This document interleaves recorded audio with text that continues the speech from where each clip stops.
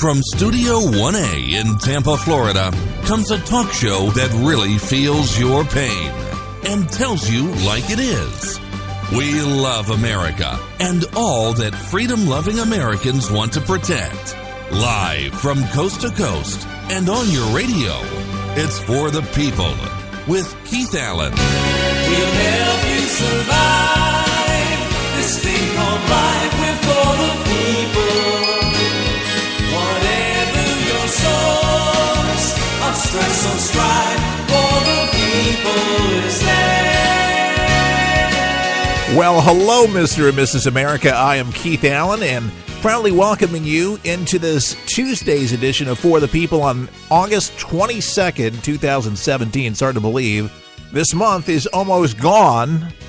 So much happens, and we talk about it on a daily basis, 2 hours. And if you're not getting the full 2 hours of the show, you can always listen to the second hour at forthepeopleshow.com, or you might be lucky that this station does carry 2 hours. But if they don't, the podcast available online 24 hours a day at forthepeopleshow.com. Dozens injured in a train crash. And this is a place that I'm familiar with because out of high school, I worked in Center City, Philadelphia for a radio station in between gigs, gaining experience. And I lived in a one-bedroom type of apartment in Upper Darby, Pennsylvania. And the reason I mention that because this is the scene of this horrific accident that took place. What am I talking about? Well, something went awry with a train. As you can imagine here, 40 people injured after a regional train off this rail crashed into another train at a suburban Philadelphia terminal. This happened early this morning. The crash occurred around 12:15 a.m. at 69th Street Terminal as the Southeastern Pennsylvania Transportation Authority train traveled inbound towards the station in Upper Darby. I've taken this train. It's flawless. The rail spokeswoman, Heather Radfern, was telling the news that there were 42 people on board the train at the time of the crash, but none of those on board suffered life-threatening injuries. But in an early morning news briefing, Upper Darby Mayor Nicholas Micucci said that at least 4 people suffered serious injuries, according to Fox 29. The acronym for the train service there for Southeastern Pennsylvania Transportation Authority is SEPTA. That's what they called it. And very reliable, actually. I enjoyed taking the train or the buses. I don't even think at that time I actually had a car, so it worked out really nicely. I just walked maybe 3 blocks from the stop to my place, and it was a beautiful thing. Well, you know, most major cities, I mean, you don't need a car. You really, in New York, you definitely don't. But Boston and all that, a lot of people, it's normal, and you don't have to pay car insurance or car payments or worried about people dinging your car. I live in Tampa, so I mean, if you live in the Bay Area, you got to have a car. So, anyways, this is just a shame. One of the victims in critical condition, from what we understand at this moment, taken to Penn Presbyterian Hospital, while the other 3 were taken to Langknoff Hospital, according to the mayor there at Upper Darby. One passenger was telling reporters that the operator of the train was all banged up. So the conductor banged up, and on the scene was bloody.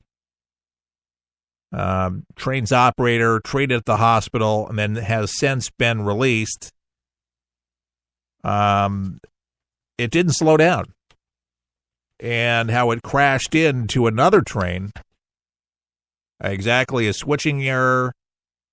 The train, by the way, resumed normal operations since then. In February, 4 people were injured in a crash near the 69th Street Terminal involving 3 out-of-service commuter trains at the time. SEPTA said one train rear-ended another one at a loop where trains turn around to get back into service, and then cars from the accident derailed and hit a third train on nearby tracks. There's a lot of moving parts to it all, and we see these naval ships where it's just you would never think in a million years that you'd have something that much money and that many people aboard with this much expertise. I mean, these are machines, malfunctions happen, but most of these have been attributed to human error, where somebody is on drugs, somebody's sleeping, somebody's on the cell phone, somebody's just not paying attention. But there just doesn't seem to be, with these rail problems, fail-safe, redundant systems to be able to slow the train down. I mean, cars, they have these new systems where it's driver assist. You would think that trains, I mean, yeah, they do have signaling things. They know where the train is, where you see the different colors on the tracks, kind of like traffic lights, but it means something. And then there's some kind of control center that, like a dispatch center, which they can see the activity of what is going on. But again, they've had issues over there. But like I say, I don't remember any accidents over there, but they don't happen every day. What's confusing, and I was just kind of thinking about it this morning when hearing about this other train issue here, is oh my God, did I just lose my train of thought here? Something else grabbed my imagination. It'll come back to me. It was so good. It's there, and usually nothing eludes me. Nothing gets past me. But I either chalk it off as it wasn't really as good as I thought it was, or it'll come back at the time it needs to come back, and it was just kind of a funny thing. Yeah, they what did the consultants say? Yeah, exactly. Have more than ample material in front of you, so if you run out of it, there it is. We have a cheat sheet. I always have cheat sheets. But, accidents happen, and it's the level. But I hope to God they don't find the guy was taking drugs, was on a cell phone or whatever. But, rest assured, nobody got killed, which is the good news about this injury. That's the nice thing. Segueing to our next story, we've been talking about Natalee Holloway, and it's a story that has captivated a large portion of our country and people internationally, about the young teen who disappeared in Aruba many years ago. The father has been relentless trying to find his daughter. You got to give him some big kudos. I'm looking at a picture of Natalee Holloway when she was 18 years old, standing with her father, Dave Holloway, in a 2005 photo from the Associated Press. But Holloway's father, Dave, is revealing new information in the case. Remember I told you last week that they got a tip about some bones, and the bones are being tested for DNA, and the results could take up to a month, he said. But investigators and Natalee's family said they've long suspected that Jordan Vandersloot was responsible for her disappearance. Most people subscribe to that, and that he had never faced trial in connection with the case, but he is currently serving 28-year sentence for an unrelated murder of a Peruvian lady. So there's this Oxygen series that's following them around, and basically people are just captivated by this and hoping that this DNA will shed finally some light on this, because the DNA today, the testing that they have now, is unbelievable. They can do a conclusive test and know with a bone match whose child that was, matching with Natalee's dad. But they're pretty darn sure that this is it.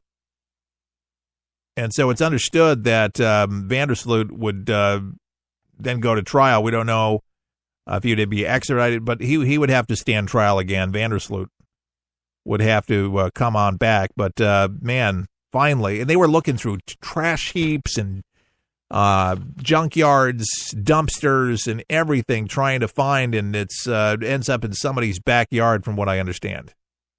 It hasn't come back yet, the test yet, but so many people are just thinking this 12-year lead into this discovery of unidentified human remains behind a house in Aruba. They're calling it right now, folks, a major discovery. And this would put to rest Natalee, obviously, but the family of Natalee Holloway, friends of Natalee Holloway. Terrible story, a tragic ending to a promising life of a young lady. And, she would have never received this attention had it not been for her dad calling the media, radio stations, newspapers, pushing the story as hard as he could to fight for his daughter. Can you imagine spending your whole life, afterwards, after knowing that your daughter is dead and gone, but then wondering what really happened to her, where is she? And I would believe that the dad his only wish at this time would be to be able to bring her back and have a proper burial for her, and but not knowing exactly where she is. This would shed some new light, and whether Vandersloot would actually speak up and say a few things exactly what happened. There's a lot of things that are suspected that, according to his buddies, Vandersloot, this many years ago, that he put a roofie in her drink and she started foaming out of the mouth and she ended up having an allergic reaction of some kind, and then they had to dispose of the body. Rather than bringing her to the hospital, would have been the right thing to do. They decided to dispose of the body. I mean, they could have simply said, but then what is thought that maybe he raped her, was out on the beach and did something. I mean, there was just a lot of conversation. Something happened. And yeah, if she was raped, obviously there would have been evidence at the hospital. So he was definitely covering up many things. And to me, it would appear that he probably did rape her. So anyway, this is Dad's quest. Oxygen's picked up the quest on trying to find Natalee, and I guess we'll know soon enough. But he was on the NBC Today Show talking about it, and they're very close, believing that they're going to have some results, and we will continue covering it. I think it's a very fascinating story, sad but fascinating. But you got to give credit to Natalee's dad. A lot of parents would have just, it just been too much for him, and understandably. So this guy has definitely got a lot of courage, and obviously, that any parent would, an undying love for his daughter. And as a parent, I mean, you're holding out hope.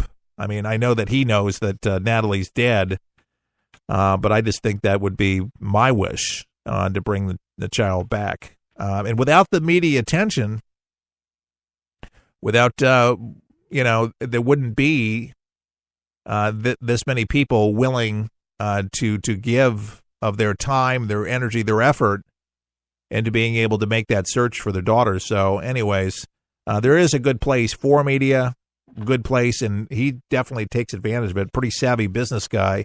So it's a good thing. The Republican lawmakers are casting a wider net in their search for what I understand of wrongdoing in federal agencies in the past election cycle.